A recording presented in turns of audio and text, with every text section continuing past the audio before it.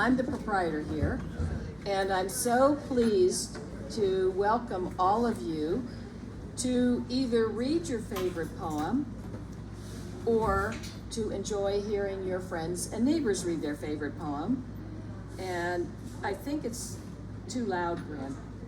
I'm hearing an echo on the microphone, I think. What's going to happen today is you are going to hear people read their favorite poem, a poem that they feel a connection to for whatever reason. That person will come to the podium. They will spend maybe a minute telling you why they picked that particular poem, speaking from their hearts, something about that poem that made them want to read this to you today. Then they will read the poem. I'm going to ask each of you readers to hold the microphone, actually, if you can, because it's much easier for your voice to carry if the microphone is positioned like this. And if you're totally uncomfortable with that, we can use the stand, but this actually works a lot better. So that's why I'm going to ask you to do that. Now, a little history of the favorite poem project. This was the brainchild of Robert Pinsky when he was Poet Laureate of the United States from 1997 until 2000. He thought, and I think Robert proved to be correct, that everyone has a poem they love. Whether they realize it or not, whether they think they do or not. And his premise was that if you stop anybody on the street, anybody, and you say, what's your favorite poem?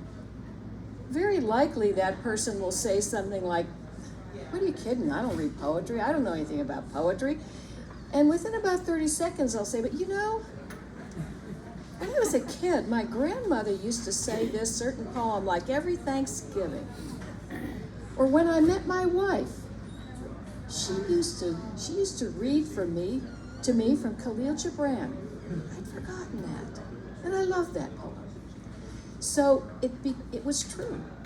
And Robert Pinsky went around the country actually gathering people together to have favorite poem readings. The first one that we did here through the bookstore, we did many of these at Florida Studio Theater, and sometimes we do them there. The first one we did here was in 2012 with Robert Pinsky. And he came down and he was the MC for the Favorite Poem Project. And then he came a couple of years later and did the same thing for Florida poets because he had gone around Florida asking, what's your favorite poem? So he had readers from all over Florida come down, actually at that point to Florida Studio Theater, to read their favorite poems. As a bookstore, we have had a favorite poem reading every year since 2012. So I guess this makes this our 12th favorite poem reading. And I'm so happy that you're part of it. Now I want to be sure that everybody here who is a reader has signed up. Is that correct? Because I'm going to call on you in the order in which you signed up. Okay?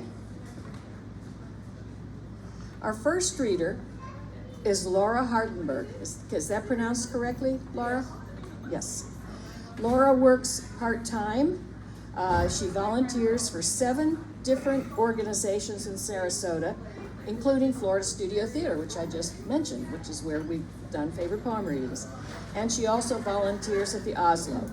For almost 40 years, she's been involved with church drama groups, writing skits, directing, and acting in all kinds of productions. And Laura is going to read The Land of Counterpane by Robert Louis Stevenson.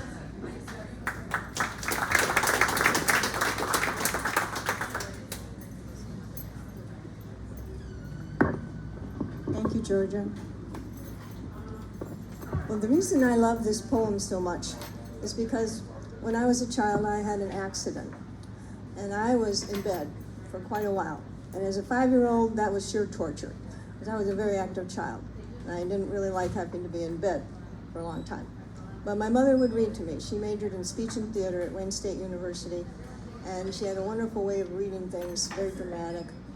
And she read it to me, and it became one of my favorites. So I read it to my children, not only when they were sick, but just anytime. So here's The Land of Counterpaint by Robert Louis Stevenson.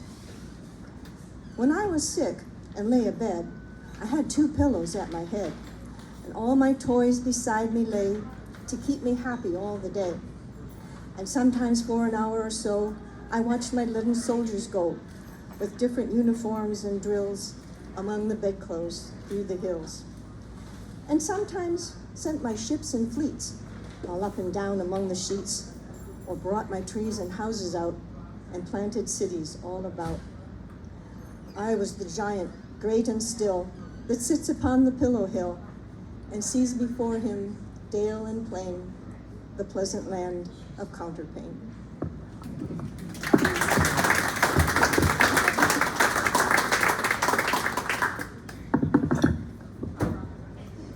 Our next reader is Jean Farmer. Jean is the public art coordinator for Bradenton, and she's searching for poets in the Bradenton area for a project she'd like to do next year. So if you're interested in that, go see her. She's going to read I Wandered Lonely as a Cloud by William Wordsworth.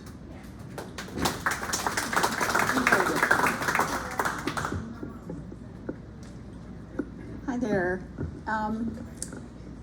When I heard about the favorite poem, it wasn't just about work, but it reminded me of my favorite poem, and the reason is because it was about my son Bart, and he was killed in an accident. I can't believe we do that, but this is the 20-year anniversary, so I thought it'd be cool to share this poem and this wonderful memory I have of Bart.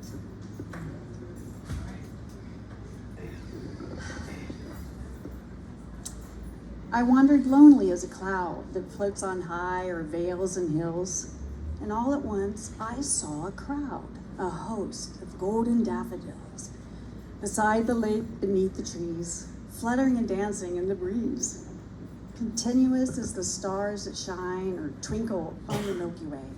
They stretched in never-ending line along the margin of a bay. The waves, 10,000 saw I at a glance, tossing their heads in sprightly dance. The waves beside them danced, but they outdid the sparkling waves in glee. A poet could not but be gay in such a jaunted company. I gazed and gazed, but little thought what wealth to me the show had brought. For oft when on my couch I lie, in vacant or in pensive mood, I'm so sorry.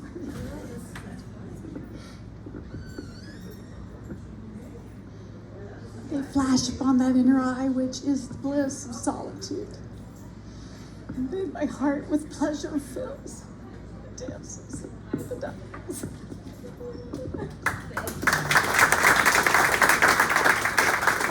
Thank you so much. We're hearing some beautiful poems today by beautiful readers, and I thank you for that. Our next reader is Terry Dumas. Did I pronounce that correctly? Yes? This is Terry's 4th year staying during the winter on Lido Key. She was a broadcast journalist years ago and has been looking for opportunities to speak aloud, and she's preparing for a moth presentation in June, and you may want to speak with Bryn, who is a moth presenter, by the way. Terry is going to be reading Small Kindnesses by Danusha Lemery.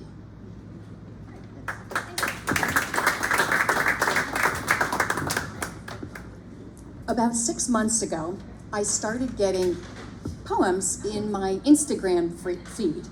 And then recently, I got this poem. It's called Small Kindnesses. And the final line of this poem is, I like your hat. So every morning, my husband, Ed, and I go for a walk around Lido Key, and we were walking around St. Armand's Circle, and he stops in front of this gallery, this art gallery. And he looks in the window and he says, I like your hat. So how is it that you hear that 2 times in the same morning? So I walk over and I look at this painting, and it's a painting of a naked woman wearing a very nice hat. So I knew this poem had to be the one. This is Small Kindnesses by Danusha Lamorais. I've been thinking about the way when you walk down a crowded aisle, people pull in their legs to let you go by. Or how strangers say, "Bless you," when someone sneezes, a leftover from the bubonic plague. "Don't die," we're saying. And sometimes when you spill lemons from your grocery bag, someone else will help you pick them up. Mostly, we don't want to harm each other. We wanted to be handed our cup of coffee hot and to say thank you to the person handing it, to smile at them and for them to smile back, for the waitress to call us honey when she sets down the bowl of clam chowder, and for the driver in the red pickup truck to let us pass. We have so little of each other now, so far from tribe and fire, only these brief moments of exchange. What if they are the true dwelling of the holy, these fleeting temples we make together when we say, "Here, have my seat. You go first. I like your hat."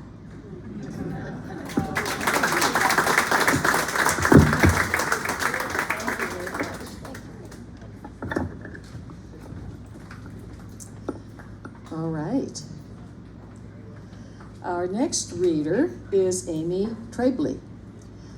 Amy is a local teacher, and I can tell you she is known to be a terrific local teacher who does a lot with poetry. So we love Amy a lot here at the bookstore and here in this community. Amy loves reading novels and poetry, and she loves creating and watching theater and the ocean. Amy's going to be reading Keeping Quiet by Pablo Neruda.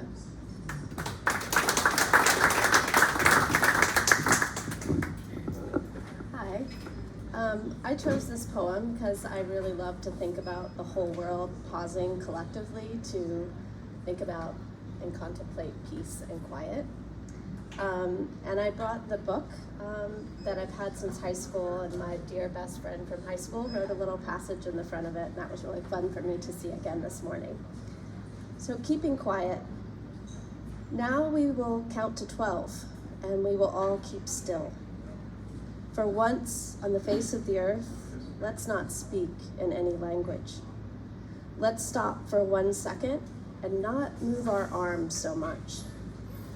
It would be an exotic moment, without rush, without engines. We would all be together in a sudden strangeness.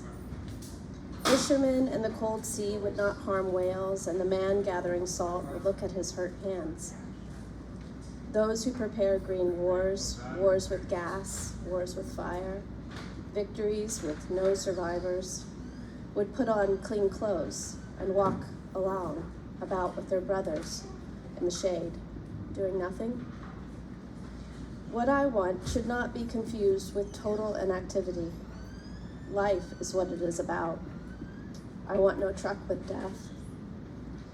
If we were not so single-minded about keeping our lives moving, and for once could do nothing, perhaps a huge silence might interrupt the sadness of never understanding ourselves and of threatening ourselves with death. Perhaps the earth can teach us, as when everything seems dead and later proves to be alive. Now I'll count up to 12, and you keep quiet, and I will go.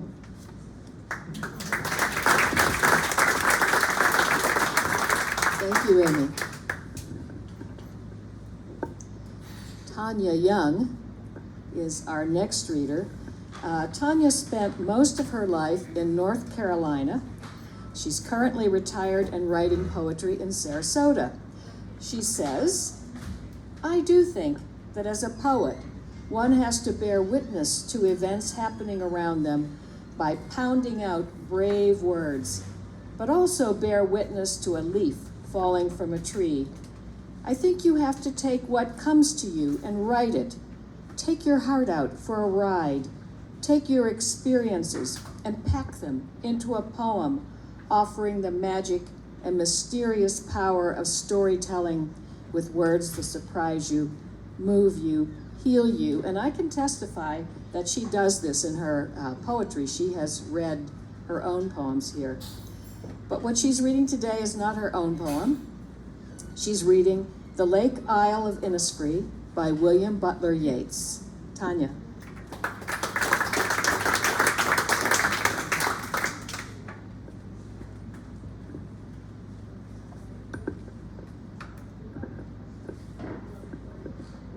This poem was one of the first poems that I could identify with as a young teenager, living in my rather chaotic world at that time on a North Carolina island, remote as it was.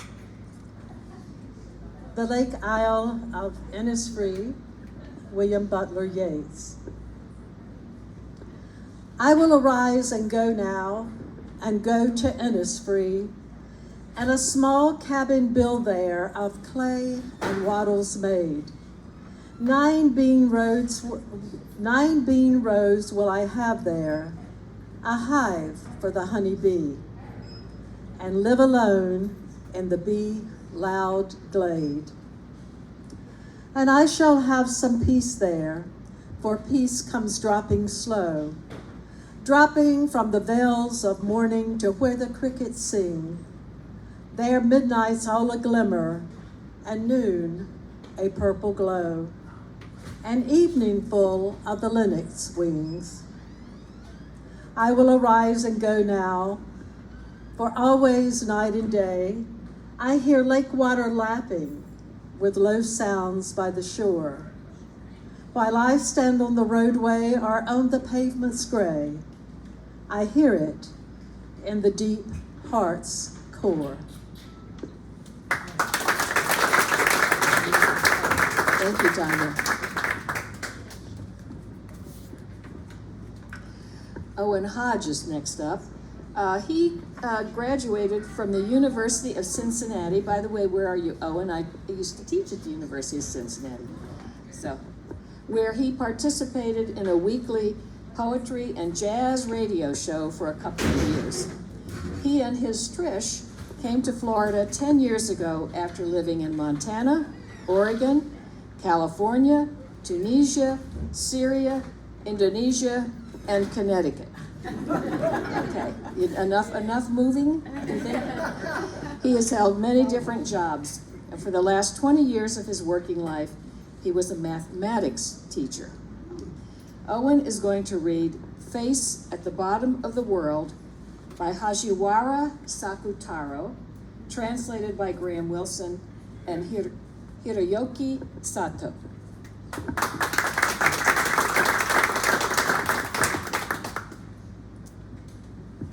So it was more than 50 years ago in Missoula, Montana, in a bookstore. I picked this up off of a shelf. Face at the Bottom of the World and Other Poems by Hagiwara Sakutaro. And I'll never forget this moment. I opened it up to a random page, page 14, and it wasn't a poem, it was the introduction, and this date just jumped off the page, May 11th, 1942. That's the day the poet died, one day before I was born. And I thought, this has been passed on to me. And now, I'm going to pass it on to you. Face at the Bottom of the World by Hagiwara Sakutaro, translation by Graham Wilson and Hiroaki Sato. At the bottom of the ground, a face emerging, a sick, lonely face. In the dark, At the bottom of the ground, soft vernal grass stalks beginning to flare, a rat's nest beginning to flare. Entangled with the nest, innumerable quivering hairs. Time, the winter solstice. From the lonely, sickly ground roots of thin bamboo beginning to grow, and that looking truly pathetic, looking blurred, looking truly, truly pathetic. In the gloom, at the bottom of the world, a face.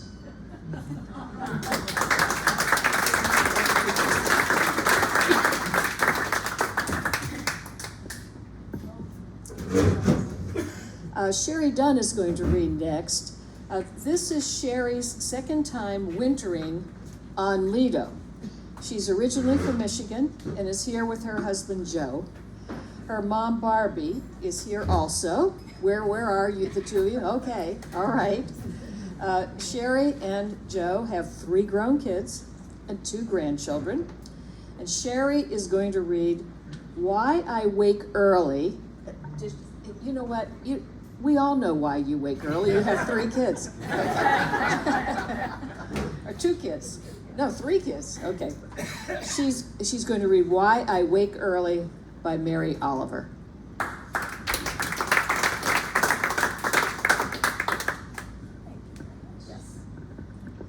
Wow, I'm up here with a lot of accomplished readers. Intimidating.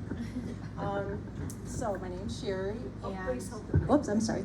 I picked the book because I think Terry said it too. And on my Facebook feed, apparently they knew that I wake up early. They're keeping track of me. So this poem was suggested to me, and so I got the poem. And I'm kind of new to poetry, I have to admit.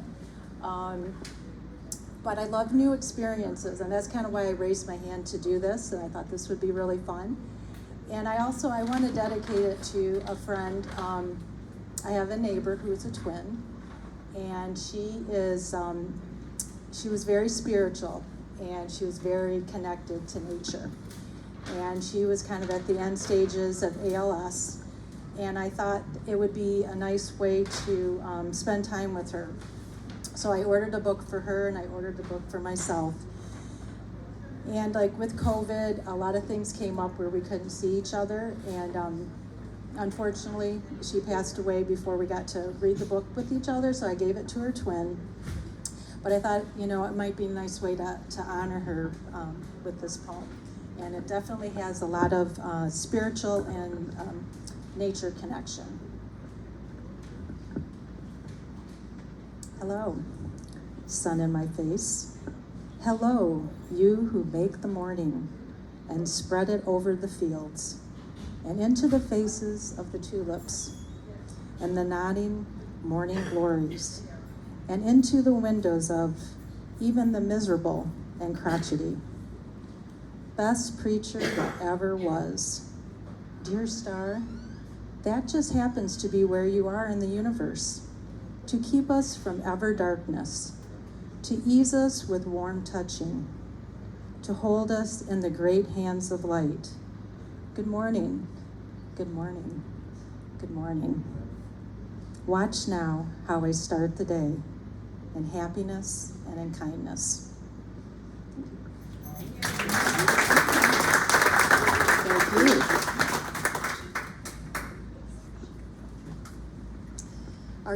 Are you a reader today? I'm waiting for one more reader who tells me she's going to be a little late. Oh, she came? Sylvia. Okay, you're here. Great. All right, I didn't see you come in. All right. All righty. Our next reader is Larry Robiner. Larry has always had a love of words, their sound and meaning, wordplay, and puzzles. His mother inspired and encouraged his early interest in reading, writing, and poetry, okay? He says, poetry read aloud moves me in a way that no other art form can. He's been writing poetry on and off for over 30 years. And he says, writing connects my heart, head, and soul when the mundane pressures of daily living usually conspire to keep them separate. Larry lives in Sudbury, Massachusetts, and works as a management consultant. He's going to read Introduction to Poetry by Billy Collins, and if you don't know this poem, you're gonna love it.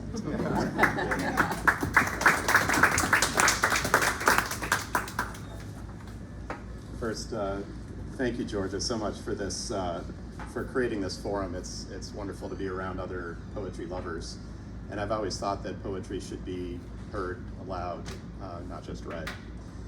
Billy Collins, for me, has always moved me. I really appreciate his spare poems, his dry wit, the simplicity. I think of him as the Bob Newhart of poets. And this poem in particular, I think, speaks to why so many people find poetry inaccessible. Introduction to Poetry. I ask them to take a poem and hold it up to the light, like a color slide, or press an ear against its hive. I say, drop a mouse into a poem and watch him probe his way out. Or walk inside a poem's room and feel the walls for a light switch. I want them to water ski across the surface of a poem, waving at the author's name on the shore. But all they want to do is tie the poem to a chair with rope and torture a confession out of it. They begin beating it with a hose to find out what it really means. Thank you. Arvind Rajan is next. Arvind is a retiree from a frenetic corporate career in finance. That can be frenetic. He and his wife moved to Sarasota 3 years ago. He loves reading both good and sometimes trashy books, including poetry. And there are trashy poetry books, by the way, you can find them. He has been writing since his retirement, especially personal essays and a few poems. He's a member of the local writing group LWR Scribes. I assume that's Lakewood Ranch Scribes. Arvind is going to be reading Storm Warnings by Adrian Rich.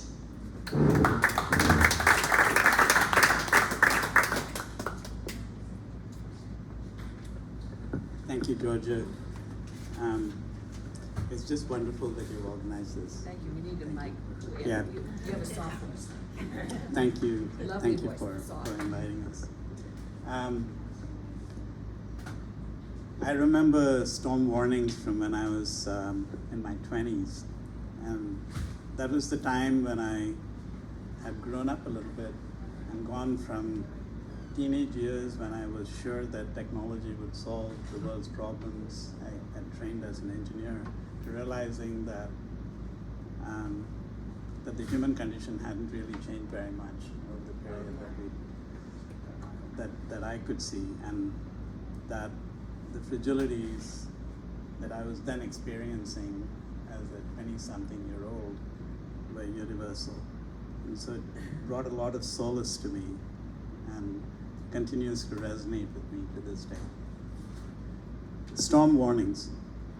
The glass has been falling all afternoon, and knowing better than the instrument what winds are walking overhead, what zone of gray unrest is moving across the land, I leave the book upon a pillowed chair and walk from window to closed window, watching bows strain against the sky, and think again, as often when the air moves inward towards a silent core of waiting, how with a single purpose time has traveled by secret currents of the undiscerned into this polar realm, whether abroad and whether in the heart, come on regardless of prediction.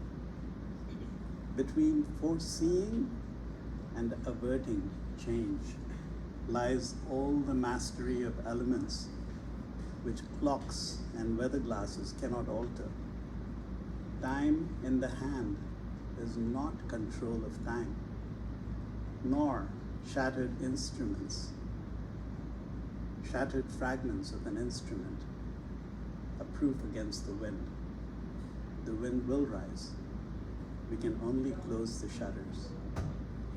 I draw the curtains as the sky goes black and set a match to candles sheathed in glass.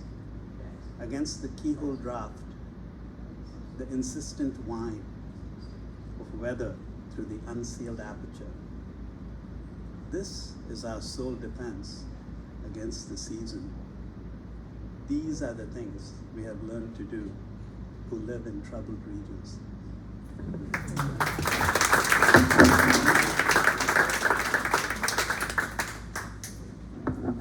Very appropriate poem. I love that last line, our defense against those of us who live in troubled regions. Very, very apropos. Our next reader is Rick Mincher. In 2001, Rick left a 30-year career in corporate America to pursue a life where he could share poetry through performing lessons he had learned from meeting several great poets and storytellers. He's found great joy in discovering why poets wrote particular poems and what meaning those poems held for the poet. He's performed poetry programs from Los Angeles to the Adirondack Mountains, from Wyoming to Florida, and spent a week in Ireland with a great poet from Wales, David White. Rick is going to read for us Valentine for Ernest Mann by Naomi Shihab Nye.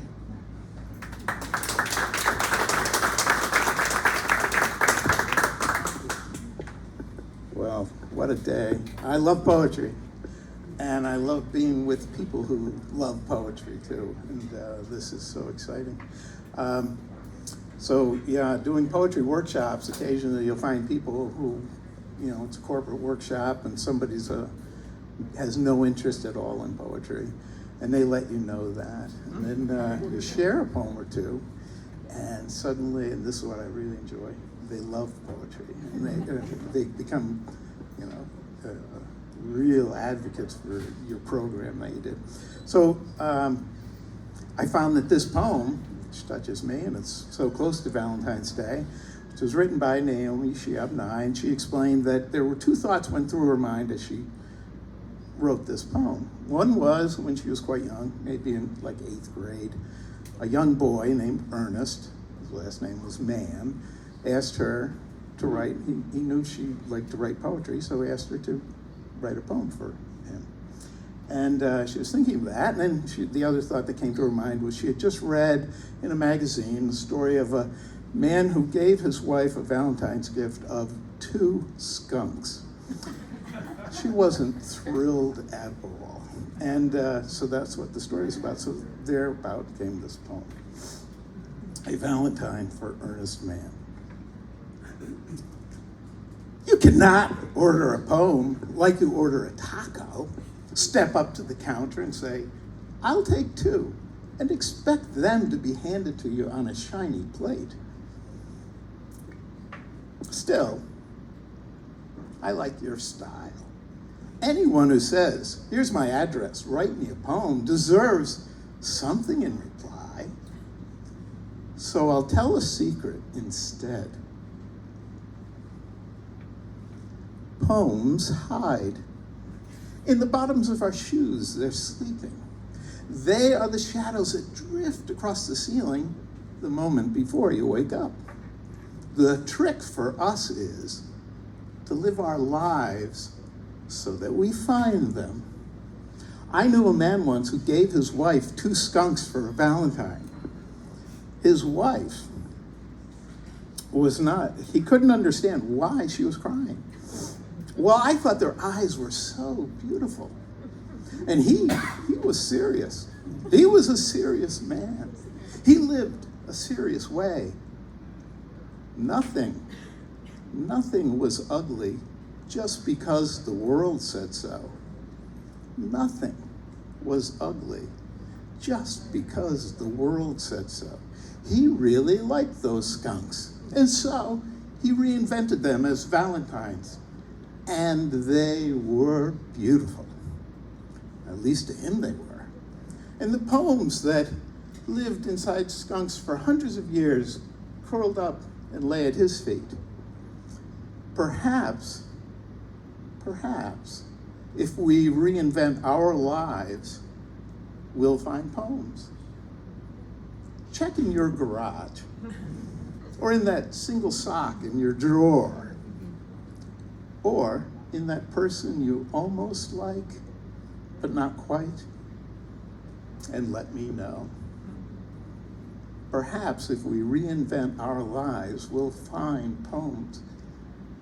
Check in that single sock, check in your garage, or in that single sock in the drawer, or in that person you almost like, and let me know. Thank you. Thank you. Our next reader is Elsie Souza. Elsie is a 20-year resident of Sarasota and has a passion for all things political or sports related. She calls herself, and this is her quote, the oldest staffer at Bookstore One and the oldest employee. I call her the heart and soul of this store. Please welcome Elsie Souza.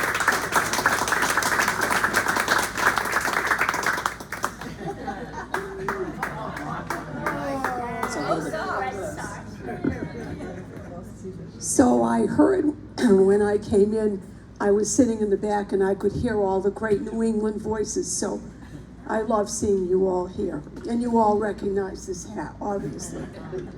So this is from the Rubaiyat of Fenway Park by Martin Espada.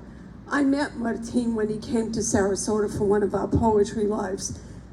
He was so simpatico with me. He came from where I came from. But this is dedicated to everyone from New England who believes at the beginning of spring training that there is hope for the Red Sox. And especially to my friend James, who you'll see at the register down there.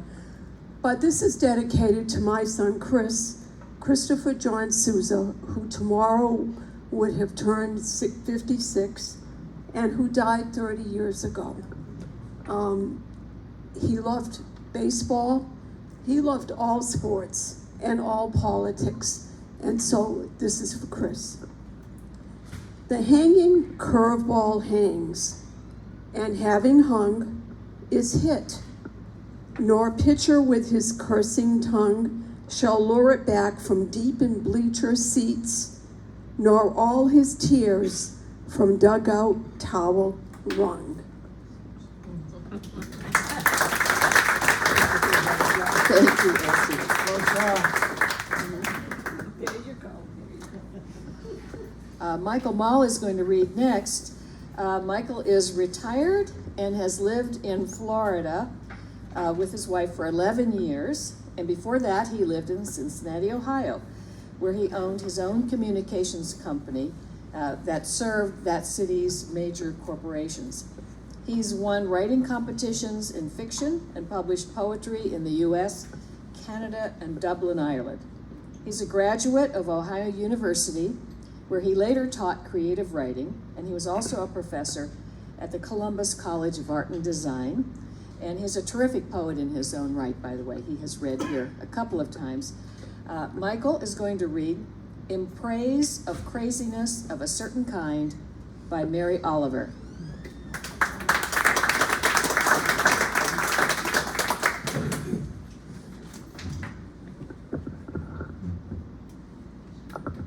Thank you.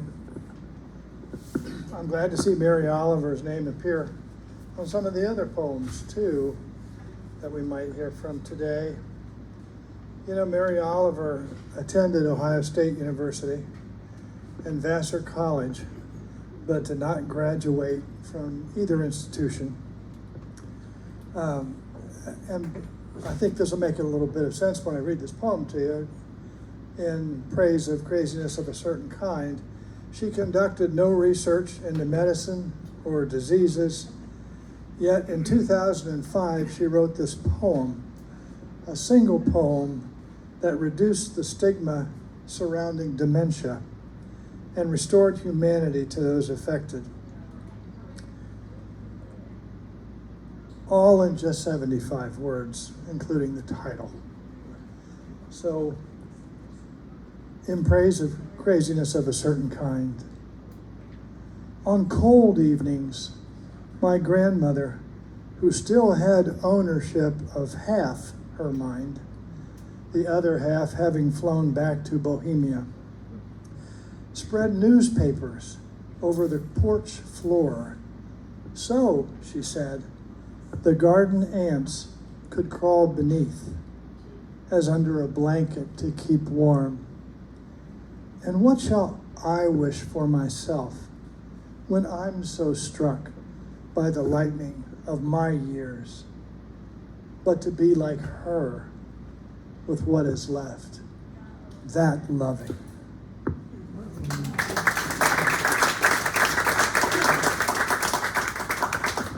Thank you. Next up is Linda Robiner. Linda has developed arts and education programming. She's produced public television programs and taught at several colleges and universities in the Cleveland area. Post-retirement, she facilitated writing workshops, published numerous poems and 2 poetry books, and coached writers. She's thrilled that her son Larry joined her today. You heard him earlier reading his favorite poem. So this is a lovely family affair, and Linda herself is a terrific poet who has read here many times, and I'm glad she's willing to read someone else's poetry that maybe it's as good as hers, who knows. She's going to read Kindness by Naomi Shihab Nye.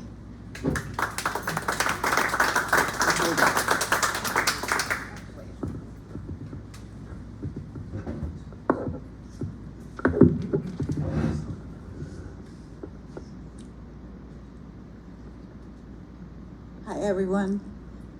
If you can't hear me, raise your hand, because I know I have a soft voice. So I think the poem I'm going to read, as Georgia said, is Kindness. And I think kindness is what I have to offer the world. I think I learned this from my mother. I knew that my mother had a sad childhood, which she never would be willing to talk about. And she cooked well, but she was not a baker. So if I came into the house and I smelled something really wonderful, I would say to her, "Is it a bake sale or who died?" She really went out of her way to be helpful to people in mourning, and I think it's because she had gone through a lot of that herself. I want to say one other thing about Naomi Shihab Nye. I've heard her read a few times in Cleveland and Kent, and she seems like such an authentic person. And a good friend sent her a fan letter once, and my friend Terry Maher decorates things with her little artistic drawings, and Naomi wrote back and said, "Would you illustrate my next book?" Kindness by Naomi Shihab Nye. Before you know what kindness really is, you must lose things. Feel the future dissolve in a moment, like salt in a weakened broth. What you held in your hand, what you counted and carefully saved, all this must go, so you know how desolate the landscape can be between the regions of kindness. How you ride and ride, thinking the bus will never stop, the passengers eating maize and chicken will stare out the window forever. Before you learn the tender gravity of kindness, you must travel where the Indian in a white poncho lies dead at the side of the road. You must see how this could be you, how he too was someone who journeyed through the night with plans and the simple breath that kept him alive. Before you know kindness as the deepest thing inside, you must know sorrow as the other deepest thing. You must wake up with sorrow. You must speak to it till your voice catches the thread of all sorrows and you see the size of the cloth. Then it is only kindness that makes sense anymore. Only kindness that ties your shoes and sends you out into the day to gaze at bread. Only kindness that raises its head from the crowd of the world to say, "It is I you have been looking for," and then goes with you everywhere, like a shadow or a friend.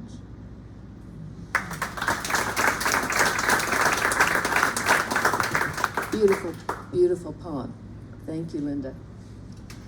Don McLaughlin is going to read next. He's been a tech entrepreneur in Boston. He's now a poet who lives in Sarasota and is a fabulous poet, and he has read here many times as well. And he also writes while he spends his summers in Chappaquiddick in Massachusetts. Don's going to read The Wild Iris by Louise Gluck.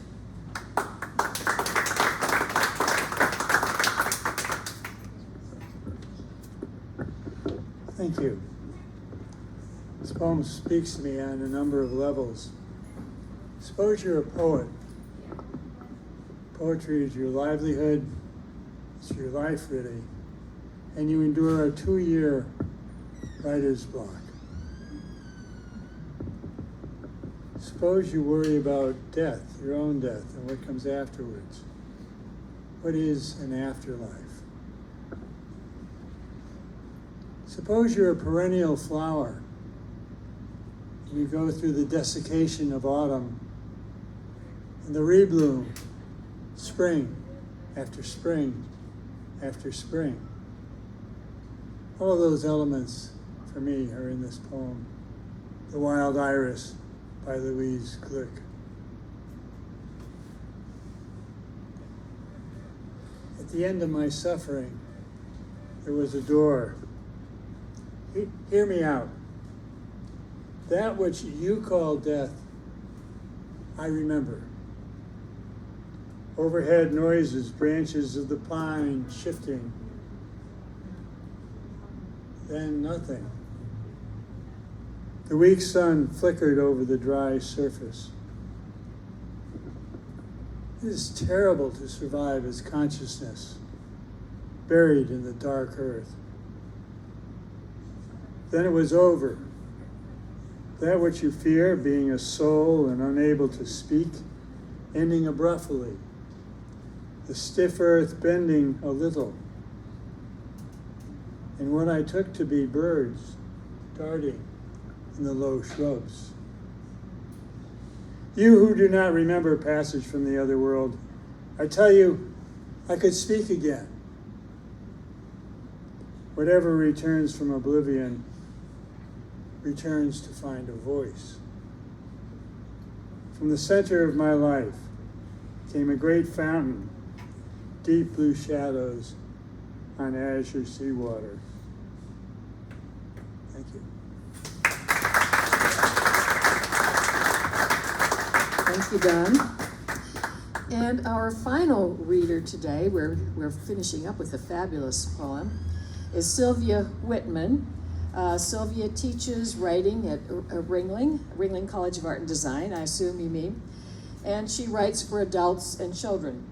Her most recent book is a middle grade novel called If You Meet the Devil, Don't Shake Hands, and that seems like good advice for everybody. She moved here in 2015 from Arlington, Virginia. Please welcome Sylvia Whitman, who will read Ode of Girls' Things by Sharon Olds.